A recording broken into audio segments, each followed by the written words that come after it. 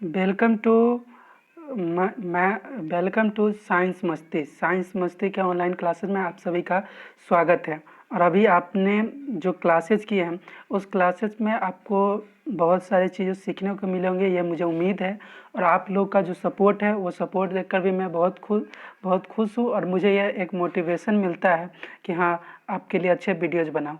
तो मैं मुझसे जो स्टूडेंट्स पढ़े हैं उन्हें भी बहुत बहुत धन्यवाद। और जो न्यू स्टूडेंट्स देखते होंगे, क्योंकि आप जानते हैं कि आपको ऑनलाइन क्लासेस करनी है और ऑनलाइन क्लासेज आपको सबसे बड़ी चीज़ है कि कंटेंट बेसिस देखना चाहिए, नहीं कि किनका वीडियो कितना अच्छा है, क्योंकि वीडियो क्वालिटी से कुछ नहीं होता है।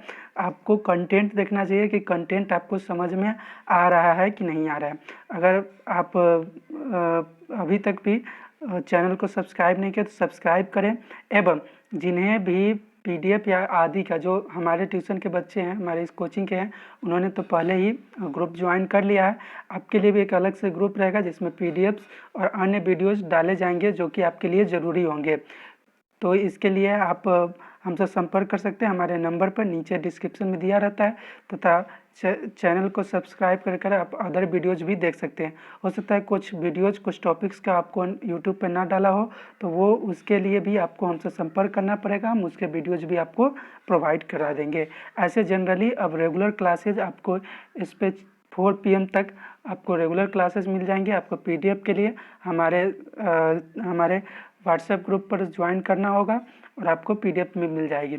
इस तरह से आप अच्छी से अच्छी तैयारी कर सकते हैं। और साथ साथ एक भी दिक्कत हो तो मैं आपको कॉल द्वारा या जो भी आपके पास सुविधा हो उसके द्वारा मैं आपको उन क्वेश्चंस को सॉल्व आउट कर सकता हूं। साथ ही आप लाइक, शेयर और कमेंट करना ना भूलें। चलिए अब हम लोग देखते हैं। आप फिर देखते हुए कि जहाँ सर छोड़े थे पिछला क्लास, वहीं से शुरुआत कर रहे हैं। तो जी हाँ, ये बात ही वैसी है कि यहीं से शुरुआत करते हैं। सबसे फर्स्ट चीज़ आपने देखा था कि यहाँ इलियम में यहाँ पर जाकर भिलाई द्वारा और लार्ज इंस्टेंटाइन द्वारा ऑब्जर्वेशन के बाद पूरा जो फूड था उसको ग्लूकोज के रूप में C6H12O6 जो आपका इसका केमिकल फार्मूला था, उसके रूप में पूरे सेल को दे दिया गया था। अब पूरा जो सेल है वो पूरा सेल अब क्या करेगा, पूरा सेल इसका यूज करेगा। तो जो सेल होता है, सेल के पास क्या चीज़ आ जाएगी, अब इसके बाद सेल के पास आ गई ग्लूकोज। और ग्लूकोज में है क्या, ग्लूकोज में एनर्जी है। और सेल के पास दो चीज़ होते हैं। सेल के पास ADP एक नाम का इनऑर्गेनिक सब्सटेंस होता है, जिसको क्या कहते हैं, ये चीज़ भी हम आगे के क्लास में जानेंगे। और इनऑर्गेनिक फास्फेट होता है, ये सेल के पास होता है। जब ये तीनों चीज़ ग्लूकोज, ADP, इनऑर्गेनिक फास्फेट तीनों चीज़ मिल जाता है, तो इनके मिलने से ही एक ATP का निर्माण होता है, जो कि ATP हमारे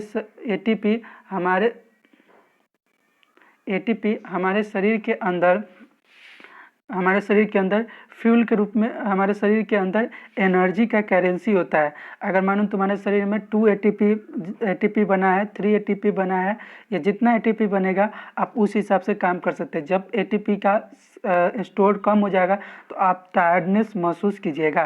तो आज हम लोग इस चीज़ के बारे में बात करते हैं।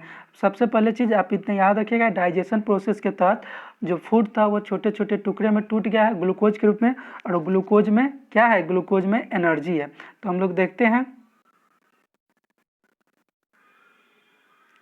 अब चलिए एक चीज़ मैं आपको बताना चाहता हूँ। यहाँ पे ये फिगर आप देखिए ध्यान से, इसमें क्या हो रहा है कि O2 लिया जा रहा है, और CO2 को छोड़ दिया जा रहा है। अर्थात O2 को हमने एनवायरनमेंट से लिया और after the process of respiration CO2 को छोड़ दिया। अब ये प्रोसेस कैसे हो रहा है इसके बारे में हम आपको बताएंगे। आपको शायद याद होगा कि यही जो पाइप है, यह क्या है, ऑसियोफोगस का था। और हमने आपको बताया था कि माउथ वाला पाइप के साथ ये खुलता है और माउथ वाले पाइप के साथ खुलकर ये क्या होता है कि स्टोमक तक जाता है। अब ये जो ग्लेटिस था जो कि बंद हो जा रहा था एपिग्लोटिस के द्वारा, अब यह जब रेस्पिरेशन की प्रोसेस होगी तो यह खुलकर सीधा जाकर हमारा हार्ट से मिलेगा, और हार्ट्स द्वारा क्या होता है नहीं होता है, इन सारे चीज़ों के बारे में हम लोग समझेंगे। अभी हम लोग रेस्पिरेशन को समझने की चाहते हैं। तो रेस्पिरेशन के बारे में आपको पहले ही पता है कि respiration is the process in which we take O2 and we take O2 for energy. Respiration ऐसा प्रोसेस है जिसमें हम लोग O2 को लेते हैं, किस चीज़ के लिए, एनर्जी के फॉर्मेशन के लिए। अब चलिए हम लोग बात को इसको समझते हैं बढ़िया से कि कहने का मतलब क्या चीज़ हुआ। कहने का मतलब आपको कुछ इस प्रकार इसको समझ सकते हैं। यहाँ पर ध्यान से देखिएगा, इसमें ये क्या है, चार्ज बैटरी, डेड बैटरी। आप समझ लीजिए कि जो ग्लूकोज है उस ग्लूकोज में एनर्जी है, पर वो क्या है, डेड बैटरी है, मरा हुआ बैटरी है। उसमें फ्यूल है पर वो वर्क अभी नहीं कर रहा है। एज फॉर एग्जांपल आपका जो मोबाइल का बैटरी है वो अगर डिस्चार्ज है तो उसमें फ्यूल है पर वो अभी क्या है, मरा हुआ सामान है, डेड है, उसका काम नहीं हो सकता है। तो वही काम होता है एडीपी और फॉस्फेट पीआई से इसको सूचित करते हैं। और ई जो होता है ये आपको सेल में पाया जाता है। किस में पाया जाता है, सेल में पाया जाता है। और ये डेड बैटरी के समान रहता है, किसके समान रहता है, डेड बैटरी के समान रहता है। अब जैसे ही इसको ग्लूकोज द्वारा एनर्जी प्राप्त होगा, ग्लूकोज द्वारा क्या प्राप्त होगा, एनर्जी प्राप्त होगा, वैसे ही यह क्या करेगा, H2O को छोड़ेगा और एक चीज़ बनाता है, क्या चीज़, ATP। और ATP को क्या कहते हैं, एनर्जी करेंसी कहते हैं। ATP को हम लोग कहते हैं एनर्जी करेंसी कहते हैं। ATP को क्या कहते हैं, एनर्जी करेंसी। अब इस प्रोसेस में देखो तुम लोग एक बात को ध्यान से देखना कि चूंकि ये वर्ड इक्वेशन है और आपने अभी मैंने केमिकल रिएक्शन के टाइप में कॉम्बिनेशन रिएक्शन बताया। तो कोई पूछे आपसे कि ADP, फॉस्फेट और ग्लूकोज मिलकर जो ATP बनाता है वो कौन सा प्रोसेस है, तो वो कॉम्बिनेशन प्रोसेस है। अब इसके अंतर्गत तुमको क्या मिल गया है, तुमको एनर्जी मिल गया है। तो देखो इस प्रोसेस में किसकी ज़रूरत पड़ रही है, इस प्रोसेस में एनर्जी की ज़रूरत पड़ रही है, इस प्रोसेस में एनर्जी की ज़रूरत पड़ रही है। तो जिसमें एनर्जी का ज़रूरत पड़े वो कौन सा प्रोसेस, एंडोथर्मिक। और इस प्रोसेस में इससे एनर्जी निकल रहा है, तो ये कौन सा प्रोसेस हुआ, एक्सोथर्मिक। अर्थात ATP एक्सोथर्मिक होता है, ADP और फॉस्फेट एंडोथर्मिक होता है। तो इस तरह से देखिए सबसे बेस्ट तरीका है इसको समझने का कि जो हमने खाना खाया, जो हमारे सेल में ADP है और फॉस्फेट है, चूँकि ग्लूकोज पहुंच चुका है तो ये ग्लूकोज के साथ एनर्जी पाकर ये क्या हो जाएगा, चार्ज हो जाएगा, और चार्ज होकर ATP का फॉर्मेशन करता है। और ATP है क्या, तो ATP एनर्जी का करेंसी है। क्या चीज़ है, एनर्जी का करेंसी है।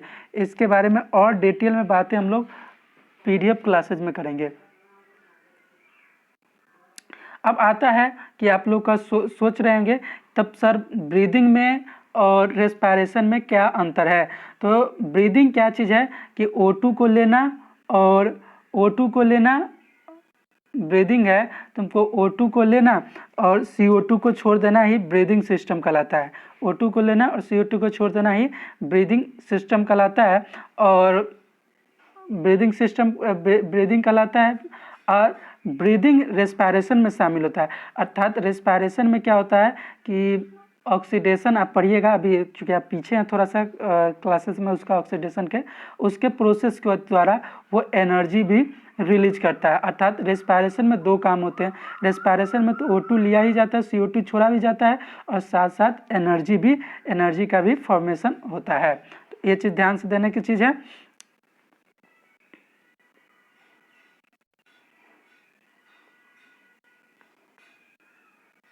देखिए फिगर साफ बता रहा है कि O2 लिया जा रहा है, CO2 को छोड़ा जा रहा है।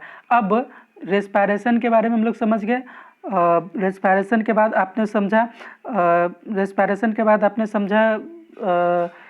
क्या कहते हैं, ब्रीदिंग के बारे में। ब्रीदिंग को समझ गए कि रेस्पिरेशन में क्या है कि जो एसिमिलेटेड फूड था, उस एसिमिलेटेड फूड को अब हमने क्या किया है कि एनर्जी के लिए से जो सेल लिया वो सेल रिएक्शन कर कर उसको एनर्जी के रूप में ला रहा है।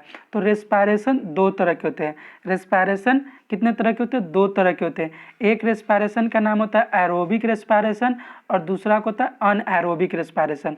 एरोबिक रेस्पिरेशन क्या है कि ऐसा रेस्पिरेशन जो कि ऑक्सीजन के उपस्थिति में हो, प्रेजेंस ऑफ ऑक्सीजन हो। नाम से ही पता चला एरोबिक, एरो मीन्स ऑक्सीजन और बिक मीन्स उपस्थित। तो जिसमें ऑक्सीजन उपस्थित हो एरोबिक रेस्पिरेशन और जिसमें ऑक्सीजन एब्सेंस हो अनएरोबिक रेस्पिरेशन। तो एरोबिक रेस्पिरेशन में जो भी ग्लूकोज जो टूटेगा एडीपी, ग्लूकोज जब रिएक्शन करता है एडीपी और इनऑर्गेनिक फॉस्फेट के साथ, तो वो सीधा एटीपी एनर्जी बनाता है। पर अनएरोबिक रेस्पिरेशन में चूंकि ऑक्सीजन की उपस्थिति नहीं रहता है, तो टूटने पर एल्कोहलिक फर्मेंटेशन बनाता है। उसके बाद लैक्टिक एसिड का फर्मेंटेशन करता है, मिक्स्ड एसिड का फर्मेंटेशन करता है। ये तीन काम इसके द्वारा किए जाते हैं। अब तुम सोचते हो कि एल्कोहलिक फर्मेंटेशन क्या है, मिक्स्ड एसिड फर्मेंटेशन क्या है, तो ये सारे पीडीएफ वाले क्लासेस में आपको समझ में आ जाएंगे। लैक्टिक एसिड फर्मेंटेशन क्या चीज़ है, इसके बारे में मैं अभी समझा देता हूँ क्योंकि ज़रूरी चीज़ है। हम लोग क्या करते हैं, जब एक्सरसाइज करते हैं या बहुत तेज़ी से दौड़ते रहते हैं, तो उस स्थिति में जो ब्रीदिंग होता है वो कमज़ोर होता है। आप देखिएगा हम लोग का सांस लेने में थोड़ी सी कम सांस लेते हैं। तो इस कारण क्या होता है कि जो ब्लड में ऑक्सीजन उपस्थित रहता है वो एनर्जी, चूँकि हम वर्क बहुत तेज़ी से करते रहते हैं, फास्ट से करते रहते हैं, तो वो ऑक्सीजन जल्द से जल्द खत्म हो जाता है। इस कारण जब रेस्पिरेशन होते रहता है तो उस स्थिति में वहाँ पर ऑक्सीजन की अनुपस्थित हो जाती है, एब्सेंस हो जाती है। ऑक्सीजन के एब्सेंस के कारण लैक्टिक एसिड बनता है, जो कि लैक्टिक एसिड क्या करता है, हमारे जिस जगह पर बना रहता है वहाँ पर दर्द प्रदान करता है। दर्द हमको बहुत होता है। चलिए हम इसको समझाते हैं, आपको एक और पीडीएफ से इसको समझाने की कोशिश करते हैं।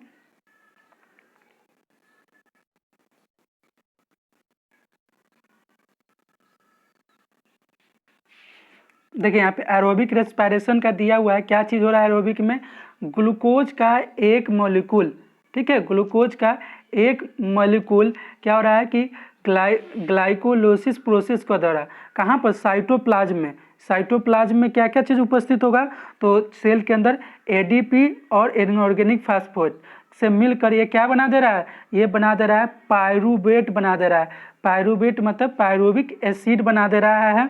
ग्लूकोज को तोड़ दिया पायरूवेट में। अब ऑक्सीजन का साइकिल का मतलब होता है, ये एक प्रोसेस होता है जिसके बारे में आप आगे जाकर पढ़िएगा। और ये कहाँ पर प्रोसेस हो रहा है, माइटोकॉन्ड्रिया में होता है। आपको याद होगा माइटोकॉन्ड्रिया क्या होता है, एनर्जी का भंडार होता है, स्टोर्ड मतलब पावर हाउस कहा जाता है इसको। आपको आपने 9th क्लास के सेल और टिश्यू में इसको पढ़ा होगा। आप टेंशन ना ले, सेल और टिश्यू को भी मैंने क्लासेस दूंगा, पर अभी मैं 10th पर ज़्यादा फोकस्ड हूँ। 10th का बहुत सारा पीडीएफ बना रहता है, तब वो बहुत सारा चीज़ रहता है, इस कारण थोड़ा सा समय दूसरे क्लासेस पर नहीं दी जा रही है। तो ध्यान से देखिएगा यहाँ पे कि मात्र ग्लूकोज के एक मॉलिक्यूल से पायरूवेट के 2 मॉलिक्यूल्स बन गए। अब ऑक्सीजन की उपस्थिति में माइटोकॉन्ड्रिया में, सेल के माइटोकॉन्ड्रिया में क्या क्या चीज़ बन जाता है, 6CO2 बनता है, 6H2O बनता है और 38 ATP एनर्जी बनाता है, 38 ATP एनर्जी बनता है।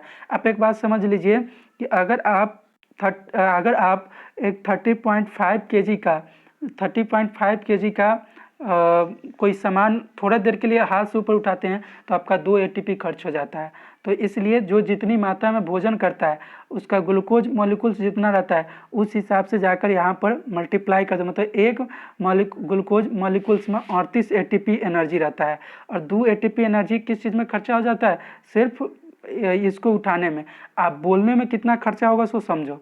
तो इसलिए कम बोलना चाहिए, पर हम लोग तो कम बोलते नहीं हैं, तो जनरली बोलने में भी बहुत ज़्यादा एनर्जी की खपत होती है। ये तुम्हारे पास ATP जो है वो पैसा है, जिस पैसा को तुम जितना संचित रखोगे उतना एनर्जेटिक रहोगे, जितना खर्च करोगे उतना खर्च होते रहेगा।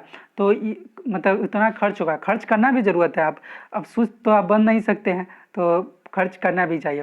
तो क्या चीज़ हुआ, ग्लूकोज का एक मॉलिक्यूल्स एडीपी और इनऑर्गेनिक फास्फोट द्वारा टूट कर क्या क्या चीज़ बना दिया, 6CO2 बनाया, 6H2O बनाया और 38 ATP बना दिया।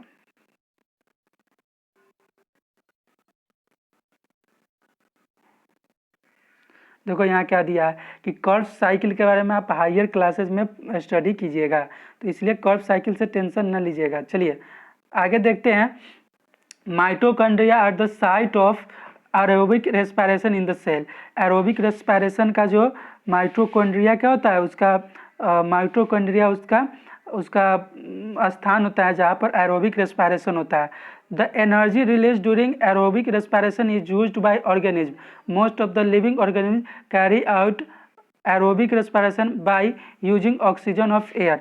जो ज़्यादातर पर होते हैं वो सो एरोबिक रेस्पिरेशन करते हैं, और एरोबिक रेस्पिरेशन के अंतर्गत जो ग्लूकोज मॉलिक्यूल्स होते हैं वो पूर्ण रूप से एटीपी में टूटते हैं। जैसा कि आपने देखा 6CO2 6H2O और क्या बनाता है, एटीपी बनाता है। पर अनएरोबिक में ऐसा नहीं था। अनएरोबिक हम लाते हैं अभी थोड़ी देर में स्क्रीन पर। Most of the living organism जैसे है कौन कौन चीज़ है, ह्यूमन, हम लोग भी एरोबिक रेस्पिरेशन करते हैं। डॉग्स कुत्ते जो होते हैं सो, कैट्स, लायंस, एलिफेंट्स, काऊ, बुफेलोज, ये सब करते हैं। चलिए अब देखिए अनएरोबिक रेस्पिरेशन में क्या होता है, ग्लूकोज का एक मॉलिक्यूल ग्लाइकोलाइसिस प्रोसेस के द्वारा कहाँ पर, साइटोप्लाज्म में। साइटोप्लाज्म कौन रहता है, घर में कौन रहता है, कन्या बहुरिया, आपको याद होगा सेल टिश्यू सेल चैप्टर में हमने बताया था। तो उसमें कौन रहता है, न्यूक्लियोप्लाज्म, और बाहर कौन घूमते रहता है, बूढ़ पुरानिया, अर्थात साइटोप्लाज्म। आपको याद होगा थोड़ा बहुत इस चीज़ के बारे में। तो पायरूवेट में टूटता है, पायरूविक एसिड में टूटता है इन एब्सेंस ऑफ ऑक्सीजन। किसके, इन एब्सेंस ऑफ ऑक्सीजन के कहाँ पर, तो मसल्स टिश्यू में। मसल्स टिश्यू में जब पायरूवेट अगर टूट रहा है बिना ऑक्सीजन की उपस्थिति में, तो 2 लैक्टिक एसिड बनता है। मतलब जितना एटीपी तुमको एनर्जी देगा उतना ही लैक्टिक एसिड भी बनाता है। इस कारण देखते होगा कि पैर में बहुत दर्द होता है, और वो पैर में जो दर्द होता है वो तभी खत्म हो सकता है जब तुम फिर से वहाँ पर, चूँकि एनर्जी की कमी है तो इस कारण दर्द होता है। तो आपको ज़रूरी होता है कि चूँकि वहाँ पर ऑक्सीजन की कमी हो गई है, तो फिर आप धीरे धीरे जब वर्क्स करते हैं, मतलब तेज़ी से नहीं, वर्क्स धीरे धीरे, अगर एक दिन दौड़ने से आपको लैक्टिक एसिड का सेक्रेशन हो गया आपके मसल्स में, दूसरा दिन दौड़िए, फिर क्या होगा, एनर्जी बनेगा और वो एनर्जी लैक्टिक एसिड को ख़त्म कर देगा। चलिए होप आपको ये क्लास समझ में आई हो। ना भी समझ में आए तो दोबारा इस वीडियो को देखिएगा, या उससे भी समझ में ना आए तो फिर हमसे संपर्क कीजिएगा। और आपका एक PDF क्लासेज भी होता है, जो PDF क्लासेज मैं बनाने जा रहा हूं अभी। और होप आप लोग बहुत अच्छे तरीके से हमें सपोर्ट करेंगे। ऐसे ही सपोर्ट करते रहिए, लाइक शेयर एंड कमेंट करते रहिए। और जिनको भी जो दिक्कत हो, मेरा फ़ोन नंबर हमेशा के लिए आप वहाँ से भी पूछ सकते हैं। ओके, टेक केयर और अच्छे से पढ़िए, क्योंकि आप लोग 10th में हैं और 10th के बच्चे को अच्छे से पढ़ना चाहिए।